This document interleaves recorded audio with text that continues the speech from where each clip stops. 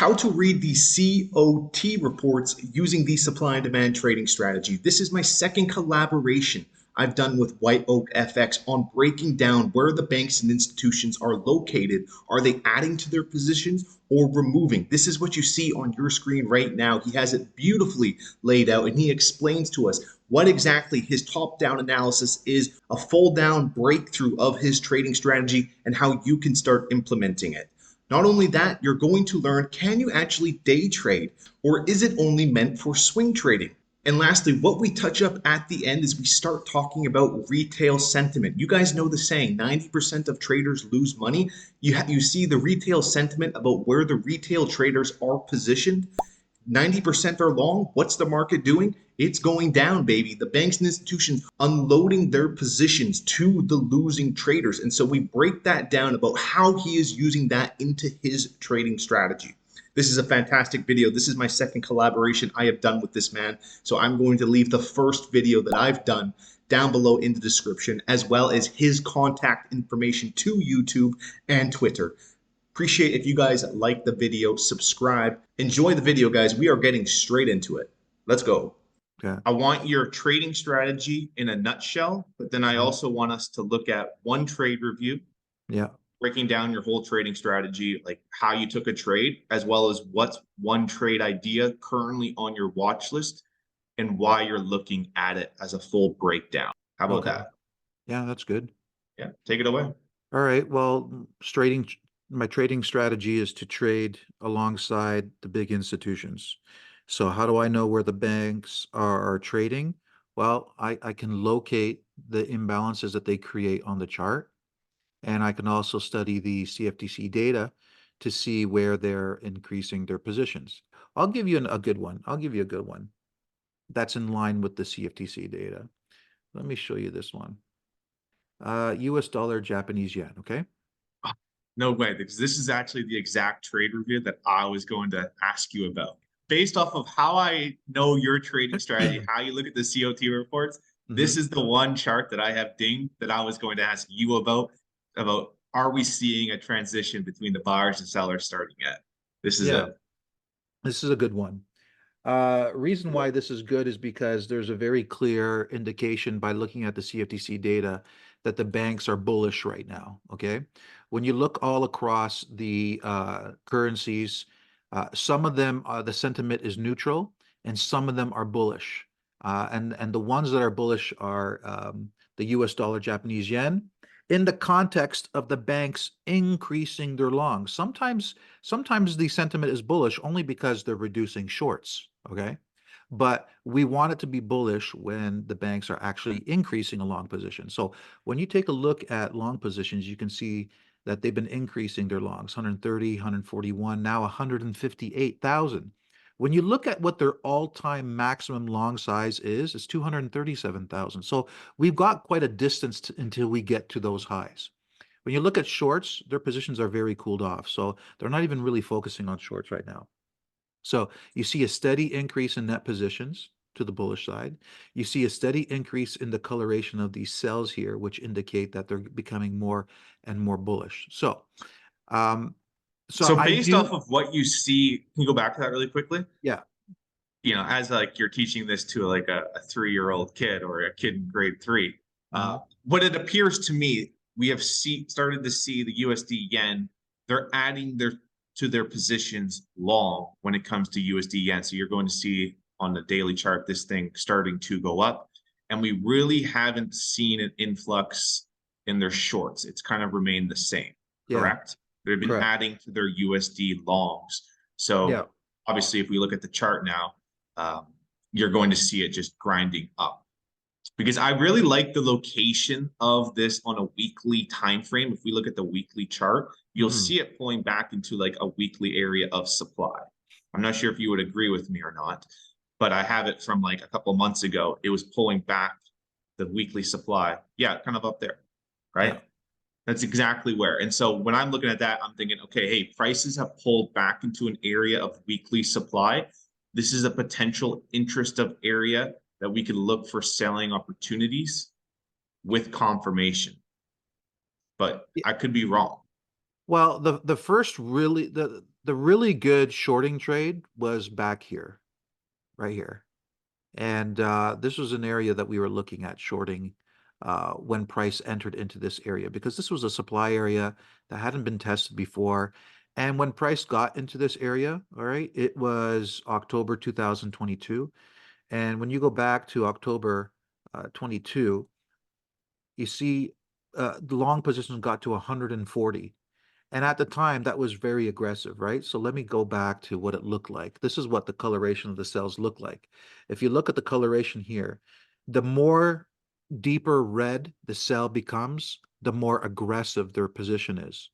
So I saw the cell become extremely red. Price was coming into an area of supply here that hadn't been tested before. So we knew it was likely that they were going to start taking profits on their longs and price was going to drop. And that's exactly what took place. So there was a nice drop that took place. Price settled down into a monthly demand area back here in January 2023. So you can see the profit taking, right?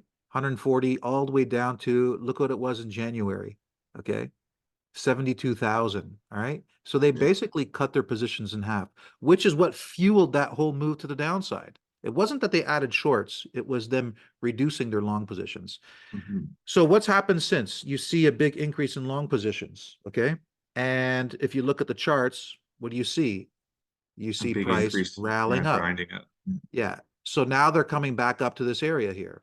So, but it's already been tested. That's why we've tested even deeper this Mm. second time because they've already eaten up all the supply that was up here. So now you see them increasing their positions. They got to 159,000, and that was July 4th, which takes us into right here. Okay, this area. Let me just get my pen. This area. And so you see the sellout, the sell off, right? A push to the downside. Why? Because they reached, an aggressive amount of long positions. So what's happened ever since then? Look, here's the profit taking, which caused that move to the downside. And now they're just increasing them up again into September, 160, October 3rd, 161,000, right? October 3rd. So now you look at the chart for October 3rd, and that was right here, contact of supply, and then a drop down into this area of demand. Okay. Okay.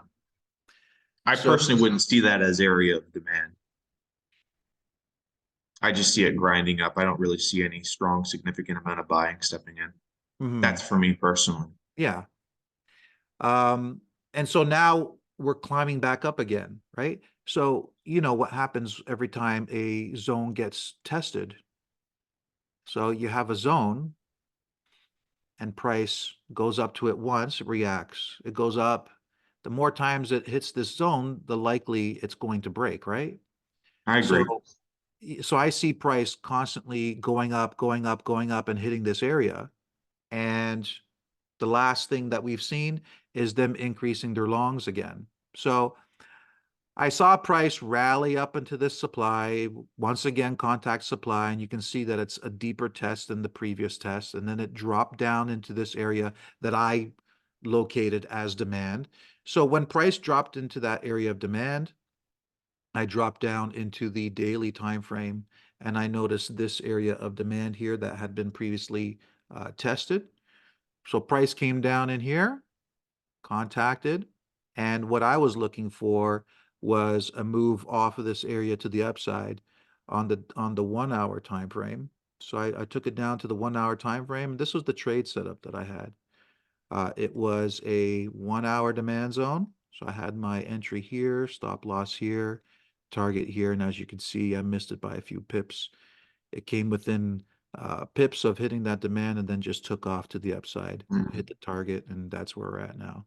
Yeah, you can start to see the transition, how it was making lower lows, lower highs, and then we Yeah. start breaking that momentum trend line, Mhm. removing those areas of interest. Yeah. I get it. You get your long bias. You see them adding to their long-term position, long the USD, um, the dollar, right? The Japanese yen is the weakest currency out of all the currencies all year. Mhm.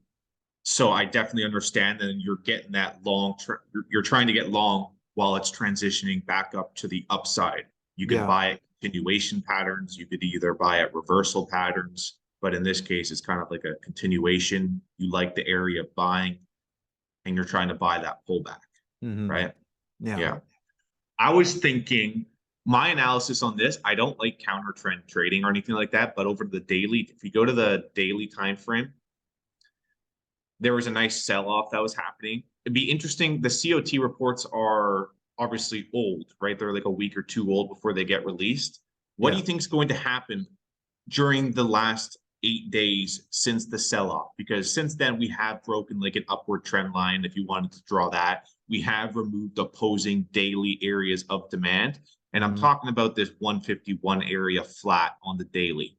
Like this whole area of prices sold off from. What are we going to see potentially on the COT reports? Because I was looking at that as I think that's where you might see some type of selling come off. Well, I'm looking at the 4 hour chart really because I agree, 4 hour. yeah, you're right. This was a daily area of supply here, right? And it got taken out.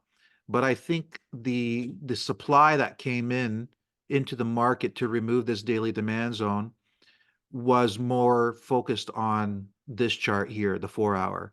I like the way it looks. I like the way this area looks, the move away from it and so forth. We don't have anything similar to that on the daily chart. So if you look at the daily and you see how this zone was removed, here's the zone, right? This type of structure to me is not what typically the banks create when they create supply. It usually doesn't look like that. So if it doesn't look like what it's supposed to look like, then I ignore it. That's what I have learned, right? Okay. So I don't draw that in as supply. Instead, what I'll do is I'll drop down one time frame and I'll look for the area that looks proportional, something that I know the banks create. And this is what I found was this area. So I'm watching this area. I think there's a very good chance that over time price is going to continue higher, but Mhm. I don't know that for a fact. This is why I have this zone drawn in and I'm watching to see if this zone gets taken out. If So this what do zone you think? Oh, go on, go on, go on. if this zone gets taken out and they create a nice demand, then I'll be watching that demand for a pullback and then looking to take long off of that Okay. demand zone. Yeah, because you're still bullish based off of those COT reports, right? Exactly. So what do you think we're going to see on those COT reports? Because that's a pretty big sell-off. Do you think that people going to be taking profits? Are they closing their long positions? Are they selling their Japanese yen, or would they be adding to their Japanese yen long? What do you think? That's a pretty big sell-off. So we're probably going to see these numbers change over the next week. Well, I think they're going to be profit taking on their long positions like they've done, several times already before. They've done that. They've done it here. The last position that we got was November 14, okay? So as you said, it's delayed. The information is delayed. It gets recorded on a Tuesday and we get it on a Friday. So November 14 would bring you to this area here, okay? Let me see, up here somewhere. That's November 14. So the last time we got data was when price was up here. So this big sell-off hasn't been represented in that Mhm. data yet. So what I'm expecting is that the next set of data that comes out, it's going to show that those positions have been reduced from 158 to somewhere below 156 likely. And and then I believe they're going to start to reaccumulate, just like they have here. They took profits and then they reaccumulated and then Mhm. and then they added more, then they Mhm. took profits, they added more. I think it's going to be taking profits, but the next drive higher, which will be signaled to me when this very important area gets taken out, will likely have a new demand created. And when they start adding back into their long positions, I think they'll likely retrace back to that area of demand, and then we'll see price break through this area of supply and head higher. That's a good That's analysis. thinking. I Yeah. like this one. I'm glad we came up with the same idea on USD yen. As Mhm. in, like this was the interesting market to watch. Is this? It looks to me like this is really meant for like swing trading, long-term position trading. It's you can't really day trade or scalp off of it. You Prove me can. wrong otherwise. Yeah, you can. Yeah, Like I always, because people always ask me that, right? They say, how can yeah. you take data that, was recorded on a Tuesday, released on a Friday, and day trade from that? It's a Well, valid question. the reason why people even ask that question is because they're so used to a data release causing an instant reaction. Okay. So they're used to, watching the markets and watching to see if the interest rate's going to go up or what NFP is going to be. And then once the data is released, they see an instant reaction in the market. That's why they think that, if data is recorded on a Tuesday but released to us, 4 days later, that it's irrelevant. And I say, well, only if you think of it in those terms. The way I look at it is the banks are always making moves in the market, okay? And they're either accumulating a position or distributing a position. It's one of the two that they're doing. And it's either they're accumulating along, distributing along, accumulating a short, or distributing a short. And depending on what they're doing and depending what the dynamics are on the charts relating to the supply and demand that's being reacted to, what time frame that supply and demand is, and whether there are trends that are actually existing on those time frames, you can expect price to do different things. So the most important thing for me is to understand the big picture of what's taking place. So when I was showing you, this situation with the US dollar Japanese yen, I'm getting a picture. The data is telling me the grand picture. What is the overall theme that's taking place? And I knew by looking at this data that the banks were increasing their longs, causing price to go up into supply areas. Then they would take profits on those longs, causing price to drop. But then they would come back in and start accumulating longs again, which would cause price to rally. So I know the rhythm of what's going on. I know price goes up into supply, they take profits. It goes up into supply, they take profits. It's it's the storyline that I'm interested in. Okay. And so because I knew that this was likely going to take place, when price was dropping from a supply area, when they were maxed out again, or at least very aggressive with long positions, it was just a matter of looking at what was on the chart. And I saw that price was entering into that same supply zone that price dropped from in the summer. And because I had recognized this area as a demand area on the weekly chart, I said to myself, we're probably going to drop to that area and then price is going to reverse from there. And so I said, okay, well, let me see on a lower time frame if I can locate an area of demand that price would likely reverse from. Because after profit taking on their longs, it's going to cause price to drop into a demand area. And then what's likely going to happen is price is going to rally.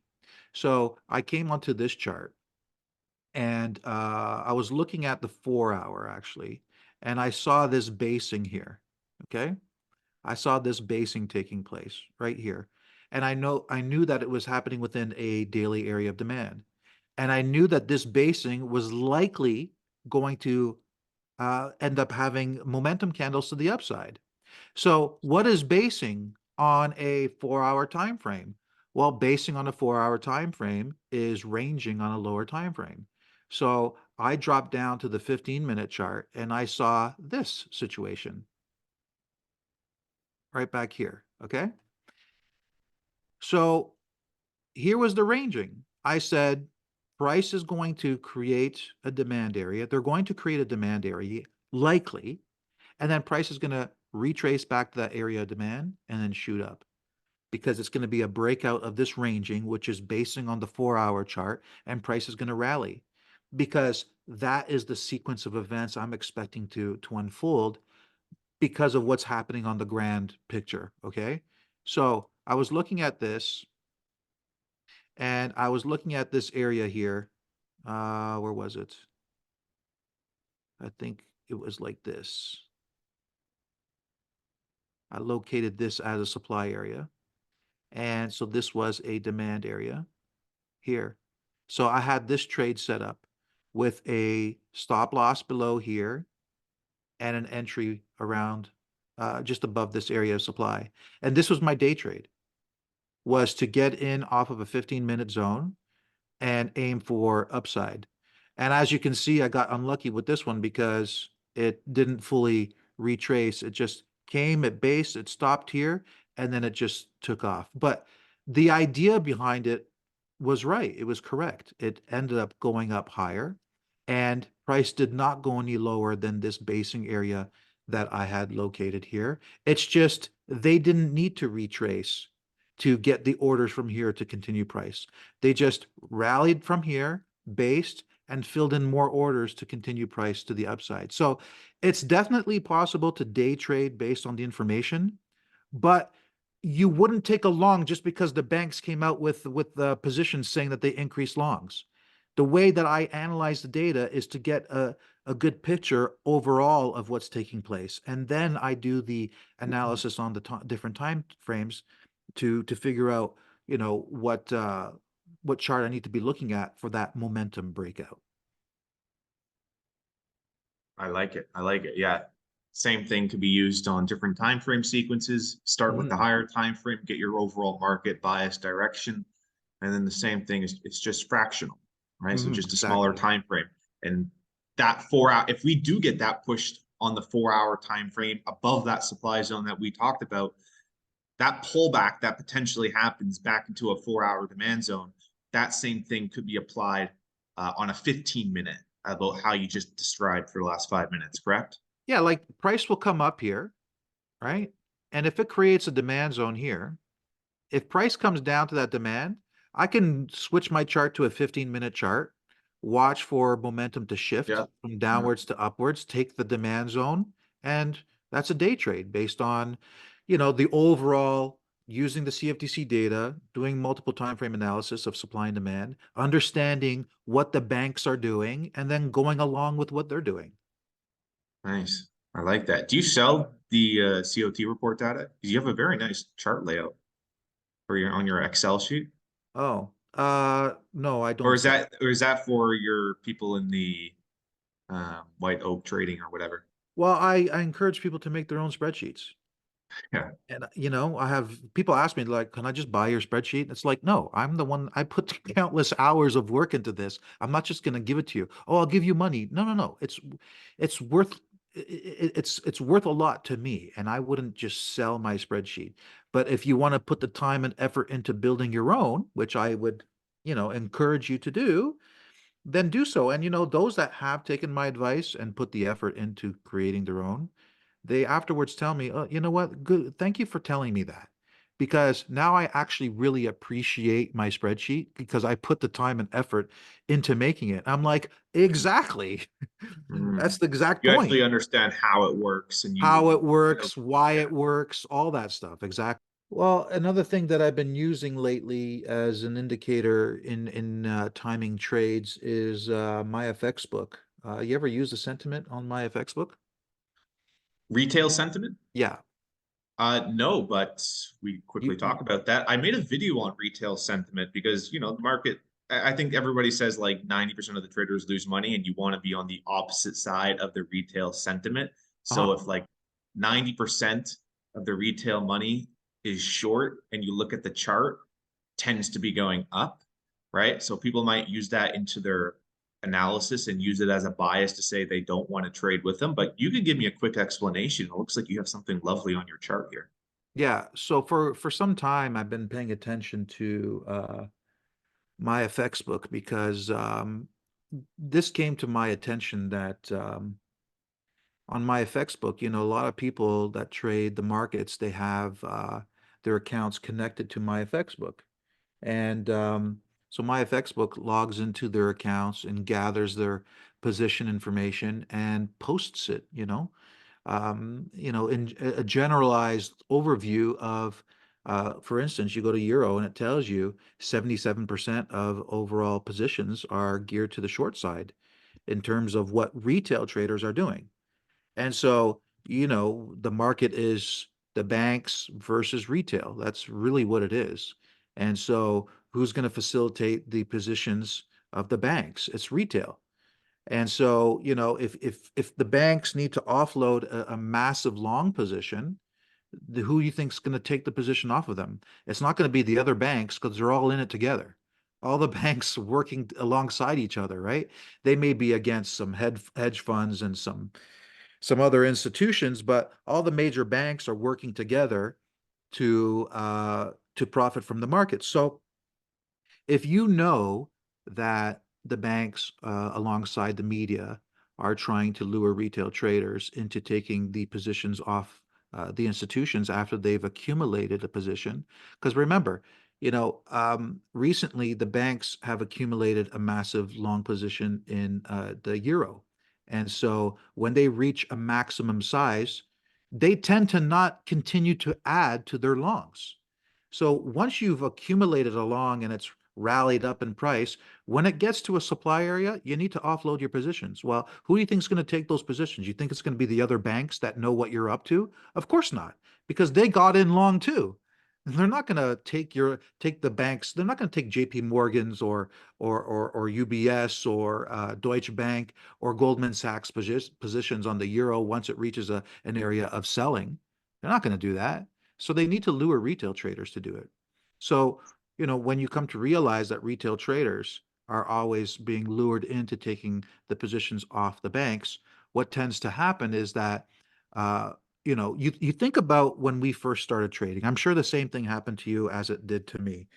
It's like you get into a position, right? And it goes against you. So let's say you're getting in long here because the textbooks that you read tell you that, when price hits a certain a support level, you should be buying. So you buy here and it goes up a little bit and you're thinking it's going to go up here, right? So it goes up a little bit and you're happy and you're like, "Oh, this is good. I'll add to my position." So you add to your position here. And then it goes down here and you're like, "Oh, okay. Well, I didn't expect that." It's okay. Buy it low and sell it high. So I'll just add to my position here so that when it goes higher, I'll make a lot more money.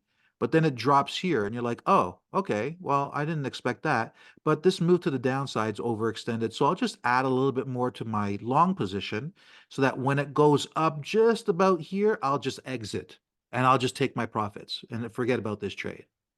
And then it drops down here. And you're like, oh, wait a minute, I didn't expect that. It was like if it was overextended before, now it's super overextended. So let me just add one more position because if it just goes up to here, I'm exiting. All I need is a break even and I'm out. Well, after you've added here, here, here, here, here, you're maxed out. You've gotten to a point where your pain tolerance, you can't take any more pain. So what's going to happen? All that needs to happen is one little bit of a move to the downside. And what are you going to do? You're going to start thinking, you know what? Maybe it's not going to go higher. Let me just give up on this idea that it's going to go higher because I'm obviously wrong. So let me just offload this long position and start going in short. And then what happens? Then price starts to head up. But it's only after that moment where you decide, I can't take any more pain, I'm offloading, and now I'm going to go in short. It's always like that.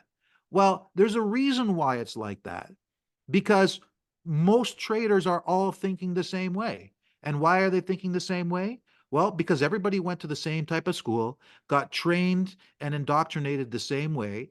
Their lack of learning, puts them in a position to trust the news, trust the experts. They read these books that they think have good intentions, right? Buy support, sell resistance, and all this other stuff. But what they don't realize is that these banks who are working against them understand that they're reading all these books. So they program their algorithms to create these chart patterns to lure people into making these mistakes.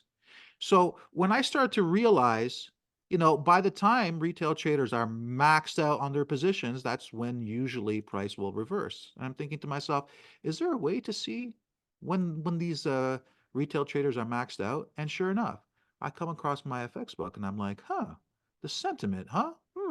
That's interesting. So I started paying attention to the retail sentiment. I'm like, well, look, what's going to happen if price hits a supply area? and retail have been adding to a short position from a lower point.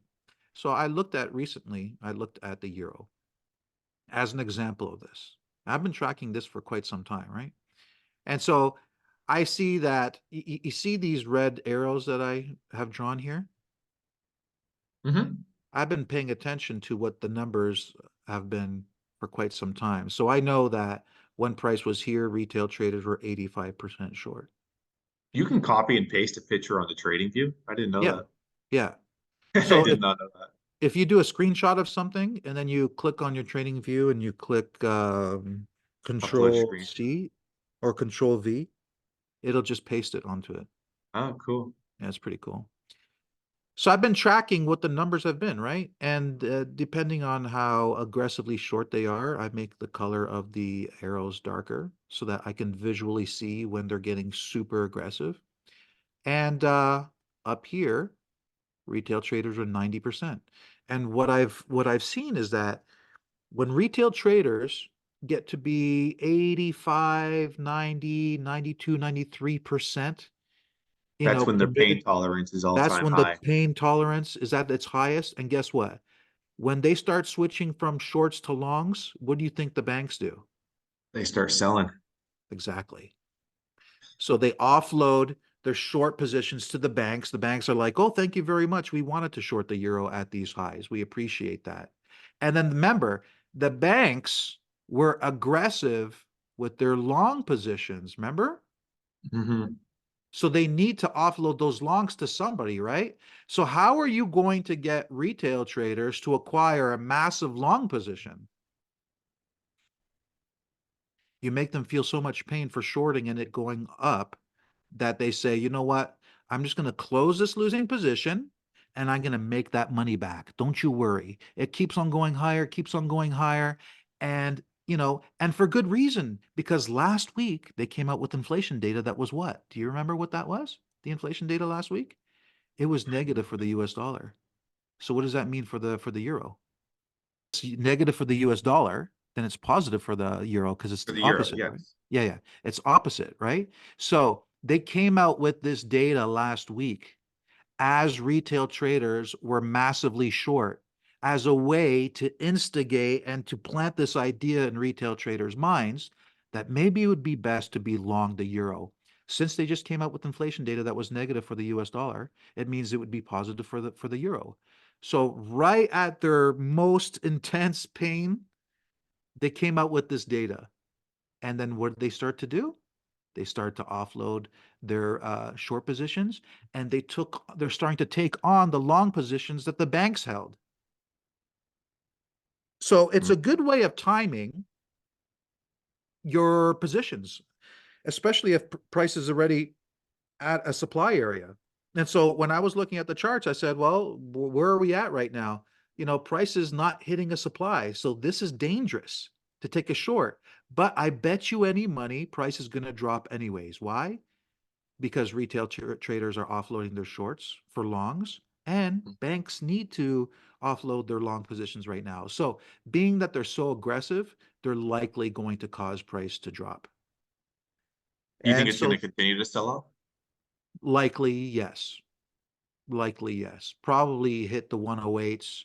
If we can get through this 108 area on the daily chart, we'll go down to 107 Hmm. and then I we'll like the see what, 107 area. yeah, and then we'll see what happens after that. But Okay. likely, yes, I would think so.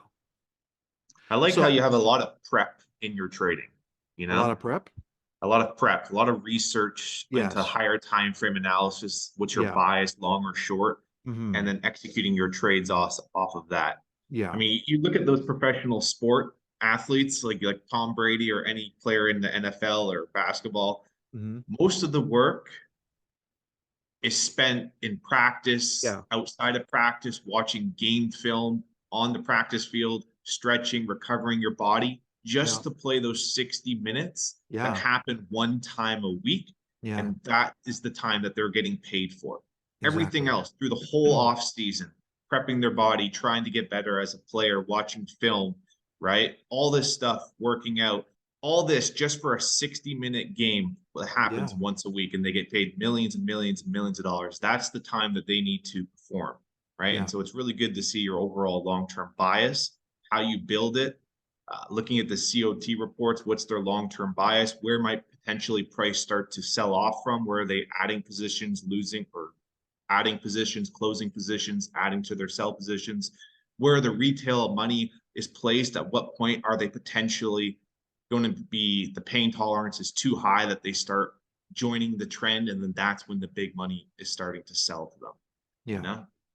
So it's yeah. definitely a lot of valuable stuff right there. Yeah, it's a Did lot of you work, but it's exactly like you said. I put a lot of effort into trying to see the big picture because when I put my money in the market, I want to make sure that I don't lose. I don't like losing, and I know it's part of the game, but I don't like it. And every time I lose money, I think to myself, you know what? This was probably avoidable. There was probably some data points that I completely overlooked, or I applied the wrong logic to discovering what price was going to do. And I just got to continue working on honing my skills so that the amount of mistakes I make become less and less. really good stuff? Anything else we got to talk about? I think a lot of people would love to check you out. I'll have links to your YouTube channel. You are an excellent trader when it comes to Twitter as well. So I'll have that all down below, people to connect with you. And feel free to let them know that I sent you. Yeah. Yeah, absolutely. I'll do that. And thank you for having interest in what I do. I too also follow what you do. I look at your Instagram. I'm jealous. I see I see the life you live and it's wonderful. It's great. I mean, if I could rewind time and if I could have learned trading at a younger age, I would have definitely wanted to do what you're doing. You're living a dream that most people could never really achieve, but you are the example of how it's possible. So keep on doing the great work you're doing, buddy. Traveling and trading around the world, man. It's Yeah, always it's been the awesome. dream. Yeah, good for So you. that was the second collaboration I've done with Mr. White Oak FX. If you would like to see the first one where we dive even deeper into the COT reports, check out the video top right hand corner of your screen. I'll see you guys in the next one. Like the video, subscribe. Bye bye.